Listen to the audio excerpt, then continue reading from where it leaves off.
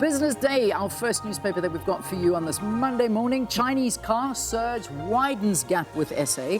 That's the one that they are focusing in on. Imports accelerate 30% from January to November 2025. Wow, that's amazing. So imported brands capture almost half of sales, placing SA industry under strain. Glencore's SA hold may end with Rio Tinto merger.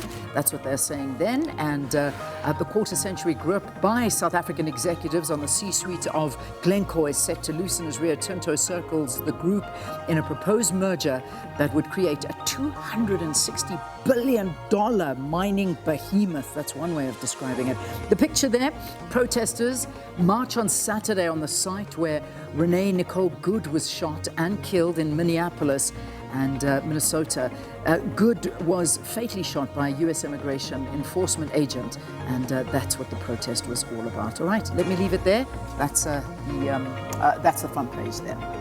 Right, let's move to the next one, which is the Daily Dispatch. Department confident of smooth start to school year despite concerns. Poor infrastructure, provision of scholar transport problems cited. It's all systems go for the reopening of schools this week, the Eastern Cape Department of Education has said. But this is despite skepticism from some stakeholders who flagged a number of challenges, saying that they would hamper the smooth transition into the new academic year.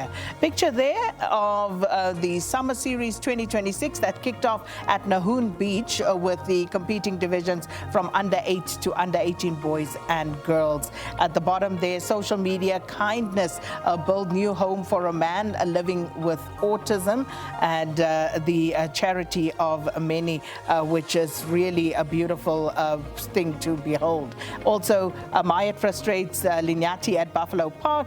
Fresh haircuts give pupils confidence start in the year, and residents angered by poor shelter conditions. All right, so the next paper that we've got for you here is The Witness, and The Witness is farmers demand access to vaccines as foot and mouth disease devastates KZN. I mean, this story is a massive story. It really, really is. The next one, of course, is fires displace thousands of residents in Cape Town while evacuations begin in Overstrand. So those are the big stories on the front page. And then, of course, in the corner there's also a story about DA infighting intensifies ahead of elective Congress. So those are the big stories on the front page of the Witness. And also, Rickleton sets the Wanderers on fire. I was there. I went to go watch the T20. I haven't been, and I can't tell you how many years, SK. I told you I was going. We went. It was good fun. We actually had a good one. But Joe Berg, I don't know what went on with the Super Kings. It wasn't a great performance by them. But anyway, that's the front page of the Witness.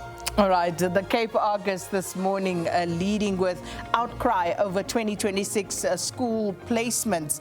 Thousands of children yet to be placed. Education watchdogs have criticized the provincial and national government for their placement strategy, citing that they must take responsibility for racial profiling in schools, that the system is flawed.